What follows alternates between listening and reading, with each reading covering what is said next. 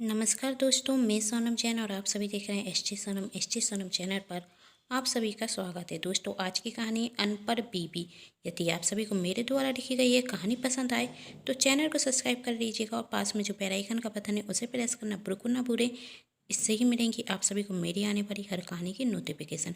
कहानी पसंद आने पर वीडियो को लाइक कर दीजिएगा, क्योंकि जब आप करते हैं वीडियो को लाइक तो मुझे मिलती है नई नई कहानियाँ लिखने के लिए प्रेरणा। और कहानी को अपनों के साथ शेयर जरूर कर दीजिएगा, जिससे कहानी ज़्यादा से ज़्यादा लोगों तक पहुंच सके।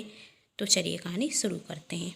रोशनी, मेरा टिफिन कहाँ है? राजीव ने डाइनिंग टेबल पर बैठे हुए अपनी पत्नी रोशनी को आवाज़ लगाते हुए कहा। रोशनी ने कहा, सिर्फ 5 मिनट में लाई। तुम्हारे 5 मिनट के चक्कर में हर दिन मुझे देर हो जाती है। तुम तो हो ही जाहिर गवार, खुद तो पढ़ी लिखी हो नहीं, इसे समय की कीमत क्या जानोगी। अपना टिफिन लेते हुए राजीव ऑफिस के लिए चला जाता। ऐसा पहली बार नहीं हुआ था रोशनी के साथ। हर दिन राजीव किसी न किसी बात पर रोशनी से कह देता था, तुम तो हो ही जाहिर और गवार। राजीव एक बड़ी कंपनी में अच्छी पोस्ट पर नौकरी करता था और रोशनी कम पढ़ी लिखी थी। राजीव के पिता और रोशनी के पिता दोस्त थे। राजीव के पिता ने रोशनी के साथ राजीव का रिश्ता पक्का कर दिया, क्योंकि वही रोशनी का स्वभाव को भली भांति जानते थे। रोशनी पढ़ी लिखी जरूर कम है, लेकिन घर के हर एक काम में निपुण थी। हर किसी से अच्छे से बात करती थी। ऐसा नहीं था कि राजीव के पिता ने रिश्ता तय करने के पहले राजीव से नहीं पूछा था। उन्होंने राजीव से पूछा था और राजीव ने भी इस रिश्ते के लिए हाँ कह दिया था, और दोनों की रजामंदी से ही यह शादी हुई थी। जिस वक्त राजीव की रोशनी से शादी हुई थी, उस वक्त राजीव अपने पिता के साथ गांव में ही रहता था।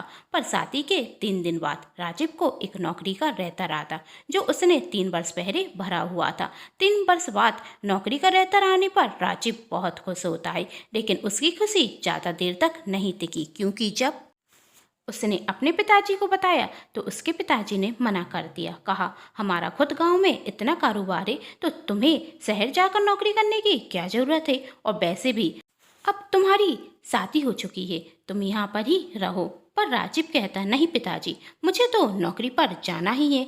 तो राजीव के पिताजी ने कहा, ठीक है, जब तुम्हारी यही इज्जत है तो जाओ, लेकिन बहू को भी अपने साथ लेकर जाओ।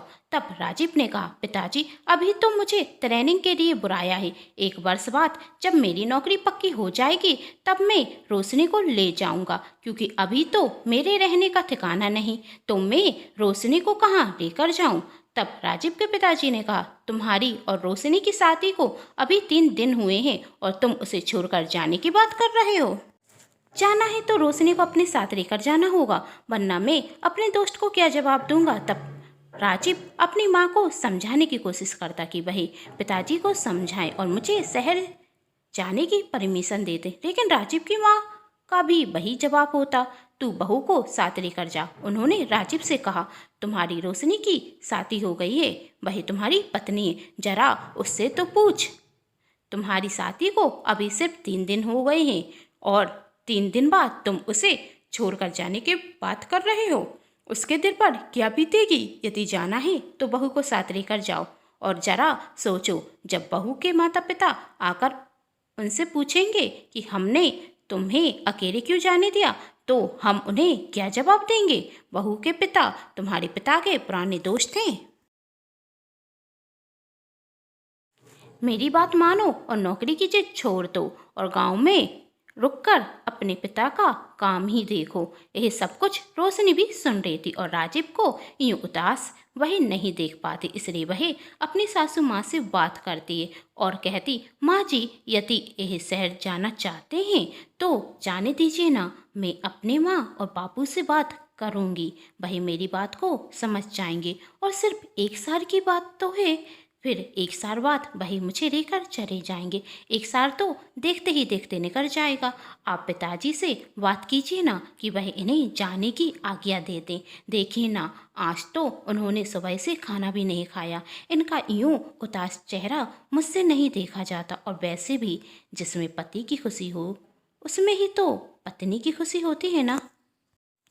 तब रोशनी की सास ने कहा, कितनी आसानी से तुमने कह दिया, 1 वर्ष देखते देखते निकल जाएगा। सच में खुशनसीब है मेरा बेटा कि जिसे तुम जैसी पत्नी मिली। मैं अभी राजीव के बाबूजी से बात करती हूँ, कहती हुई रोशनी की सास वहाँ से चली जाती और रोशनी रसोई में काम करने लगती। रोशनी की सास रोशनी के ससुर से कहती, जब दोनों ही बच्चे यह चाहते हैं तो राजीव को शहर जाने से आप यूं रोक कर रहे हैं, क्या यह सही है? ठीक है, जब दोनों ही बच्चों की खुशी इसी में है तो मैं भी नहीं रोकता, राजीव के पिता ने जवाब दिया। राजीव के पिता उसे शहर जाने की परमिशन दे देते और राजीव इस खबर से बहुत खुश होता और वह रोशनी से कहता, रोशनी तुम सच में बहुत अच्छी हो, आज तुमने माँ और बापू को मना लिया, वरना बापू को मनाना इतना आसान नहीं था। थैंक यू सो मच, रोशनी ने कहा। इसकी कोई ज़रूरत नहीं, कहते हुए रोशनी की आंखों में आंसू आ जाते। राजीव ने कहा, अरे पगली रो क्यों रही है? जैसे ही शहर में रहने का इंतजाम हो जाएगा मैं तुझे लेकर शहर चला जाऊंगा, अब मुझे रोता हुआ बिता करेगी क्या? यह सुन रोशनी मुस्कुरा जाती और कहती, चिट्ठी लिखते रहना। राजीव अपने माता पिता के पैर छूता तो उसकी माँ की आंखों में भी आंसू आ जाते। पहली बार अपने बेटे को अपने से इतना दूर भेज रही थी। तब राजीव ने कहा, माँ यूँ रोगी तो मैं नहीं जाऊँगा। तब राजीव की माँ ने कहा, अब मेरा बेटा मुझसे दूर जाएगा तो आंखों में आंसू तो आ ही जाएंगे। तब राजीव के पिता कहते, अच्छा अच्छा अब जल्दी करो वरना तनैन निकल जाएगी। दुख तो राजीव के पिता को भी था, लेकिन वह आंसू भी नहीं बहा सकते थे। शुरू शुरू में राजीव ने 2-3 महीने चिट्ठियाँ लिखी, फिर चिट्ठी लिखना भी बंद कर दिया। कहने लगा, काम में बिजी रहता हूँ इसलिए वक्त नहीं मिलता। 1-2 बार मिलने आया फिर नहीं आया। इसी तरह 1 वर्ष निकल गया और अब राजीव की नौकरी परमानेंट हो गई थी और वह आज अपने गांव आया तो राजीव के माता पिता ने कहा, बेटा अब बहू को अपने साथ लेकर जाना। तब राजीव कहता, अभी तो ले जाना मुश्किल होगा। इसी तरह 1 वर्ष और निकल गया और जब भी राजीव के माता पिता कहते कि बहू को साथ ले जाओ तो वह कोई ना कोई बहाना बनाकर तार देता। लेकिन जब राजीव 1 वर्ष बाद फिर आया तो उसके माता पिता ने जिद ही की, तुम्हें अब बहू को लेकर जाना होगा। और अपने माता पिता की जिद के कारण वह रोशनी को अपने साथ ले जाता। रोशनी राजीव के साथ शहर जा रही थी, इस बात से वह बहुत खुश थी। आखिर बरसों का लंबा इंतजार खत्म हो चुका था। लेकिन राजीव रोशनी को बिल्कुल भी पसंद नहीं करता था। एक तो वह कम पढ़ी लिखी थी, इंग्लिश बोलना भी उसे आता नहीं था और रहती एकदम गांव की गवार की तरह। राजीव उसे अपने साथ कहीं भी लेकर नहीं जाता था। वही सोचता, रोशनी को अपने साथ ले जाऊंगा तो मेरी ही बेइज्जती होगी, लोग मेरे बारे में क्या सोचेंगे, मुझ पर हंसेंगे। यह सोचकर वही रोशनी को कहीं भी लेकर नहीं जाता। रोशनी राजीव से कहती भी, राजीव जब से मैं शहर में आई हूँ तो मुझे कहीं लेकर नहीं गई, इतना बड़ा शहर है, कहीं घूमने चलें। तब राजीव ने कहा, पहले खुद को तो देखो फिर कहो, यदि मैं तुम्हें अपने साथ लेकर गया तो सब मुझ पर हंसेंगे, एकदम गांव की गवार रखती हो तुम। यह सुन रोशनी उदास हो जाती और राजीव वहाँ से चला जाता। एक दिन राजीव के दोस्त के घर पार्टी थी। तब राजीव का दोस्त राजीव से कहता, पार्टी में तुझे और भाभी दोनों को आना है। राजीव ने कहा, वही नहीं आ पाएगी। तब राजीव के दोस्त ने कहा, यार तू क्या बात करता है, हर बार अकेला ही आता है, कभी भाभी को भी साथ में लेकर आया कर, उन्हें भी अच्छा रखेगा और तुझे बुरा नहीं रखता। हम सब तो जोड़ी में आते हैं और तू अकेला आ जाता है, शादी हो गई है, अब साथ में घूमने में कैसी शर्म। यदि तू मेरा दोस्त है तो तुझे भाभी को साथ में लेकर आना पड़ेगा। राजीव के सभी दोस्त उससे जिद करने लगते, हाँ तुझे अपनी पत्नी को तो साथ में लेकर आना ही होगा। अब राजीव अपने दोस्तों को मना नहीं कर पाता और वही ऑफिस से ही रोशनी को फ़ोन करता, कहता कि आज मेरे दोस्त के यहाँ पार्टी है, तुम्हें भी साथ में चलना है तो 6 बजे तक तैयार हो जाना, मैं तुम्हें लेने के लिए आ जाऊँगा। रोशनी यह सुन बहुत खुश होती है। आज पहली बार वह राजीव के साथ कहीं जा रही थी। रोशनी अपने कमरे में जाती और अपनी साड़ियाँ देखने लगती और सोचती, कौन सी साड़ी पहनूं। वह एक लाल कलर की चटकीरी साड़ी पहन लेती। रोशनी समय से पहले ही तैयार हो चुकी थी।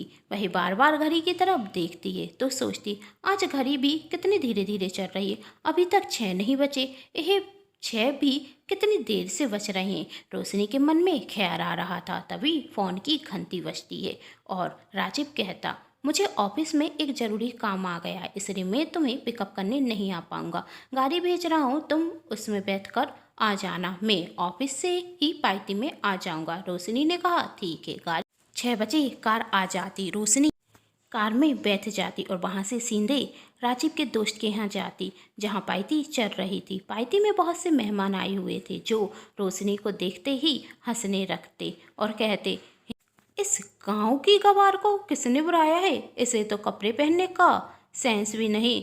देखो तो कितनी चमक वाली साड़ी और कितनी सारी ज्वेलरी पहने हुए है। एकदम अनपढ़ गवार रख रही है। ऐसे लोगों को भी कौन पार्टी में बुलाता है? सभी को अपनी तरफ हंसता हुआ देख रोशनी को बहुत बुरा लगता और उसकी आंखों में आंसू भी आ जाते। उसी पार्टी में स्वीति नाम की लड़की थी, जो रोशनी पर बहुत हंस रही थी। तभी अंजलि नाम की लड़की कहती है, अब बस भी कर स्वीति, किसी का इतना मजाक भी नहीं बनाना चाहिए। तब स्वीति ने कहा, इंसान को यह बात खुद सोचनी चाहिए, जब कपड़े पहनना नहीं आता है तो पार्टी में भी नहीं आना चाहिए। तब अंजलि स्वीति पर गुस्सा हो जाती है और उसे शांत रहने के लिए कहती और वही रोशनी के पास जाकर कहती, तुम बहुत अच्छी रख रही हो, इन सब की बातों पर ध्यान मत दो। पैसे किसके साथ आई हो? तुम्हारे पति का नाम क्या है? रोशनी ने कहा, राजीव। तभी राजीव वहाँ आता और स्वीति राजीव से कहती, क्या राजीव, इतने हैंडसम रखते हो और इस गंवार लड़की से शादी कर ली? तुम इतने हैंडसम रखते हो, कोई भी लड़की तुमसे शादी कर लेती, लेकिन तुम्हें मिली यही अनपढ़ और गंवार, जिसे कपड़े पहनने का तरीका तक नहीं आता है और ना ही इंग्लिश में बात करना। स्वीति के इतना कहते ही साथ पार्टी में आए हुए सभी मेहमान जोर जोर से हंसने लगते। तब अंजलि स्वीति से कहती, बस कर स्वीति, किसी का इतना मजाक बनाना भी अच्छा नहीं होता। और तू क्या कपड़े पहनने का तरीका कह रही है? तू कौन से अच्छे कपड़े पहने हुए है? तब स्वीति ने अंजलि से गुस्से में कहा, तुम इस गवार के लिए मुझसे इस तरीके से बात कर रही हो? भूल गई हम पुराने दोस्त हैं। तब अंजलि ने कहा, उसी का रियाज कर रही हूँ, वरना तुम जैसों से तो मैं बात करना भी सही ना समझूँ। और राजीव, तुम इन सब की बातों पर ध्यान मत दो, अंजलि ने राजीव को समझाते हुए कहा। राजीव का गुस्सा बहुत बढ़ चुका था और वही गुस्से में रोशनी से कहता, और बेइज्जती करानी बाकी है तो यहाँ पर खड़ी हुई हो, चलो अब मेरे साथ घर। वहाँ से राजीव और रोशनी घर आ जाते और घर आकर राजीव रोशनी से कहता, क्या गवारों की तरह तैयार होकर गई थी? तुम में बिल्कुल भी अकल नहीं।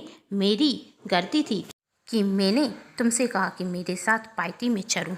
तुम हो ही नहीं इस लायक कि तुम्हें कहीं लेकर जाया जा सके। तुम्हारी वजह से आज मेरी कितनी बेइज्जती हुई, इतनी बेइज्जती तो मेरी कभी ज़िंदगी में नहीं हुई होगी। गुस्से में राजीव रोशनी से कहता जा रहा था और रोशनी की आंखों में आंसू बहने लगते। तभी फ़ोन की घंटी बजती और रोशनी अतीत से वर्तमान में आती। फ़ोन रोशनी के गांव से था। वही फ़ोन पर बातें करने लगती और आज राजीव के दोस्त राजीव से कहते, क्या राजीव, तूने तो कब से पार्टी भी नहीं दी? हम सब के यहाँ तो पार्टी में आता है, लेकिन खुद कंजूसी करता है। अब तो हमें तेरे घर पर पार्टी चाहिए। तब राजीव ने कहा, ऐसी कोई बात नहीं है, तुम सब बोलो, तुम्हें कहाँ पार्टी चाहिए? एक अच्छे से होटल में मैं तुम सबको पार्टी देता हूँ। तब राजीव का दोस्त निखिल कहता, नहीं नहीं, पार्टी तो घर पर ही चाहिए। अरे भाभी जी के हाथ का खाना खाया है हमने, बहुत स्वादिष्ट बनाती हैं, और जब घर पर पार्टी होगी तो भाभी जी अपने हाथों से ही तो नाश्ता बनाएंगी। हम भी भाभी जी के हाथ का नाश्ता करना चाहते हैं। तब राजीव कहता, घर पर पार्टी तो संभव नहीं। तब निखिल कहता, ऐसा क्यों कह रहा है तू? राजीव कुछ कहता उसके पहले ही स्वीति ने कहा, राजीव को शर्म आती है हम सबको अपने घर पर बुलाने में, क्योंकि उसके घर पर उसकी अनपढ़ गंवार जाहिर बीवी जो है। राजीव को स्वीति की बात पर बहुत गुस्सा आता और वही कहता, कर मेरे घर पर पार्टी है और तुम सभी को आना है। जब राजीव ऑफिस से घर कार ड्राइव करते हुए आ रहा था तो मन में सोचता, मैंने गुस्से में सबसे कह तो दिया कर मेरे घर पर पार्टी, लेकिन पार्टी में वही होगा जो निखिल के घर पर हुआ था। मुझे गुस्से में कोई फैसला नहीं लेना चाहिए था। राजीव घर पर जाकर रोशनी से कहता, कर मेरे दोस्त घर पर आएंगे तो तुम कमरे में ही रहना और कमरे से बाहर निकलने की ज़रूरत नहीं है तुम्हें, क्योंकि मैं नहीं चाहता कर वहे हो जो निखिल की पार्टी में हुआ था। रोशनी हाँ में सिहरा देती और दूसरे दिन राजीव के घर पर उसके दोस्त आते। रोशनी ने बहुत से पकवान बनाए हुए थे, सब रोशनी के हाथ का नाश्ता करते। तभी निखिल कहता, भाभी जी के हाथ में जादू है, इतना स्वादिष्ट खाना बनाती हैं सिम्मी, तुमसे तो मैं यही उम्मीद कर ही नहीं सकता। निखिल ने अपनी पत्नी सिम्मी को चिढ़ाते हुए कहा। तब सिम्मी कहती है, वैसे जिसकी इतनी तारीफ हो रही है वह है कहाँ? जब से आए हैं रोशनी को देखा ही नहीं।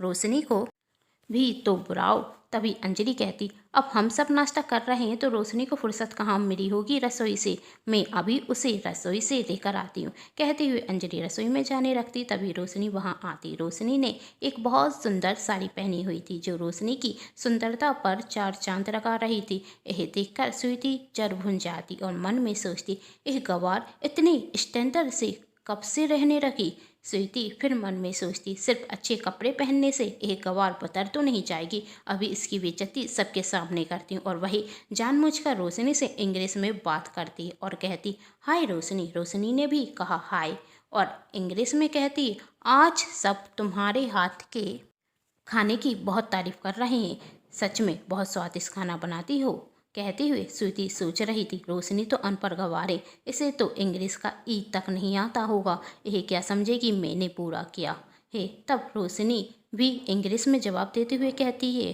थैंक यू स्वीटी, मुझे खुशी हुई कि आप सभी को मेरे हाथ का खाना पसंद आया। रोशनी को इंग्लिश बोलते हुए देख स्वीटी हैरान हो जाती और राजीव भी रोशनी को देखते रह जाता। तब अंजलि स्वीटी से कहती, तुमने जानबूझकर रोशनी से इंग्लिश में बात इसलिए की ना कि वही तुम्हारी बातों का जवाब नहीं दे सके, लेकिन अब तुम ही बताओ कि रोशनी इंग्लिश कैसी बोलती है, क्या वही पास हो गई? अब स्वीटी के पास कहने के लिए था क्या, वही चुपचाप बैठ जाती है और इस बार सब स्वीटी पर हंस रहे थे। तब अंजलि ने कहा, मैंने तुमसे कहा था ना, किसी का इतना भी मजाक ना बनाओ कि खुद का मजाक बनने पर उतारू हो जाओ। तुमने तो अक्षर क्या पढ़ रही है, सबको बेवकूफ़ समझने रखी। सच तो यही है कि सबसे बड़ी बेवकूफ़ तुम हो, जो दूसरों को हमेशा खुद से कमज़ोर समझती हो। स्वीटी का मुंह बंद हो चुका था। तब राजीव कहता, लेकिन रोशनी, तुमने इंग्लिश बोलना सीखा कब? तब रोशनी बताती कि यह सब कुछ अंजलि जी की वजह से हुआ है। जब उस दिन मेरी पार्टी में बेइज्जती हुई तो दूसरे दिन अंजलि जी घर पर आती हैं और कहती, रोशनी तुम्हें रोने की कोई ज़रूरत नहीं, और वैसे भी तुमने कोई थोड़ी ना गलती की है, और इंग्लिश बोलना कोई इतना कठिन भी नहीं है कि तुम सीख ना पाओ। तब मैंने अंजलि जी से कहा, तो आप ही मुझे इंग्लिश बोलना सिखा दीजिए ना। अंजलि जी ने कहा, यदि तुम सीखना चाहती हो तो मैं ज़रूर सिखाऊंगी। एक काम करना, कल से देरी मेरे घर पर आना। दोपहर को राजीव भी ऑफिस चला जाता है तो तुम इंग्लिश सीख लेना। मैं तुम्हें डेली 1 घंटे की क्लास दूंगी, उसमें तुम इंग्लिश बोलना और लिखना अच्छे से सीख जाओगी। और उस दिन से मैं अंजलि जी के घर पर डेली जाने लगी और उन्होंने मुझे इंग्लिश बोलना सिखा दिया, और यह साड़ी भी उन्होंने ही मुझसे पहनने के लिए की थी। थैंक यू अंजलि, राजीव ने अंजलि से कहा। तब अंजलि कहती, इसमें थैंक यू की क्या बात राजीव, वैसे भी रोशनी ने अपने आप को बताने की पूरी कोशिश की, इसलिए तो आज वह इंग्लिश बोलना सीख गई। जो इंसान कोई भी काम पूरी मेहनत और कोशिश से करता है उसमें सफल हो ही जाता है। आज रोशनी ने इस बात को साबित कर दिया। यदि रोशनी यही सोचकर बैठ जाती कि मैं इंग्लिश नहीं पढ़ सकती, मैं तो गांव से हूँ, कुछ भी नहीं हो सकता, तो आज रोशनी खुद को बता नहीं पाती। लेकिन रोशनी ने खुद को बता कर यह साबित कर दिया कि इंसान चाहे तो कुछ भी कर सकता है। लेकिन राजीव, तुम्हें ये सब करना था। तुम हमेशा रोशनी से यह तो कहते रहे कि तुम अनपढ़ गंवार गाँव की हो, लेकिन तुमने कभी उसे बदलने के लिए नहीं कहा। तुम भी तो गांव से ही आए थे, और वही भी सिर्फ और सिर्फ रोशनी की वजह से। तुम ये भूल गए कि तुम जो आज नौकरी कर रहे हो वही सिर्फ और सिर्फ रोशनी की वजह से। यदि रोशनी तुम्हारे माता पिता को मनाती नहीं तो आज तुम भी नौकरी नहीं कर पाते। तब राजीव कहता, तुम सही कह रही हो अंजलि, मुझे रोशनी को बात बात पर शर्मिंदा नहीं करना चाहिए था, बल्कि उसका साथ देना चाहिए था। तब राजीव रोशनी से कहता, लेकिन तुमने इस सब के बारे में मुझे पहले क्यों नहीं बताया? रोशनी ने कहा, अंजलि जी ने मना किया था। लेकिन क्यों? राजीव ने अंजलि से पूछा। अंजलि कहती, क्योंकि मैं चाहती थी कि तुम्हें सरप्राइज मिले। तब राजीव रोशनी से कहता, अब मैं तुम्हारा साथ हमेशा दूंगा, और मैं यही इसलिए नहीं कह रहा हूँ कि आज तुम इंग्लिश बोलना सीख गई हो, बल्कि इसलिए कह रहा हूँ कि मुझे समझ में आ गया है कि मुझे तुम्हें शर्मिंदा नहीं करना चाहिए था, बल्कि तुम्हारा साथ देना चाहिए। यही सुन रोशनी भी खुश हो जाती और वहाँ पर बैठे हुए सभी लोग रोशनी के लिए तालियां बजाते। पार्टी खत्म होने के बाद सब वहाँ से चले जाते। तब रोशनी राजीव से कहती, एक बात कहूँ, गुस्सा तो नहीं होगी? राजीव ने कहा, कहो। रोशनी कहती, क्या हम गांव चले? माँ बापू हमारा इंतजार करते होंगे। तब राजीव ने कहा, तुम्हें सबकी कितनी चिंता रहती है, मैं जल्दी ऑफिस से छुट्टी ले लूँगा और फिर गांव चलेंगे। रोशनी गांव जाती तो साड़ी और सिर पर घूंघट ले लेती। तब राजीव कहता, अब ये सब क्यों कर रही हो? तब रोशनी ने कहा, गाँव में सब बहू ऐसे ही रहती हैं और यदि मैं सूट पहनूंगी तो लोग कहेंगे कि शहर का पानी लग गया है, और वैसे भी यदि इससे ही सास ससुर की इज्जत होती है तो मुझे ये करने में कोई बुराई नहीं। लेकिन तुम तो मुझे गांव का गवार नहीं कहोगे ना? इस पर राजीव हंस जाता और कहता, मेरा मजाक बना रही हो? रोशनी ने मुस्कुराते हुए ना में जवाब दिया। रोशनी कहती, क्योंकि मेरे सास ससुर ने मेरा साथ हमेशा दिया है तो इतना तो मैं कर ही सकती हूँ। आज राजीव रोशनी को गांव की गवार नहीं, सबसे ज़्यादा होशियार समझ रहा था, क्योंकि रोशनी गांव में रहे या शहर में, वही हमेशा हर किसी की खुशी के बारे में सोचती है। रोशनी को अब इंग्लिश बोलना आता था, लेकिन वही कभी भी किसी का मजाक नहीं बनाती। जैसा देश वैसा वेश करना रोशनी बहुत अच्छे से जानती थी, और आज राजीव भी इस बात को समझ चुका था, और रोशनी और राजीव आज बहुत खुशी से एक साथ रहते हैं। उम्मीद करती हूँ दोस्तों आप सभी को मेरे द्वारा लिखी गई ये कहानी पसंद आई होगी। यदि कहानी पसंद आई है तो चैनल को सब्सक्राइब कर लीजिएगा, वीडियो को लाइक कर दीजिएगा और कहानी को अपनों के साथ शेयर करना बिल्कुल ना भूलें। Thanks for watching.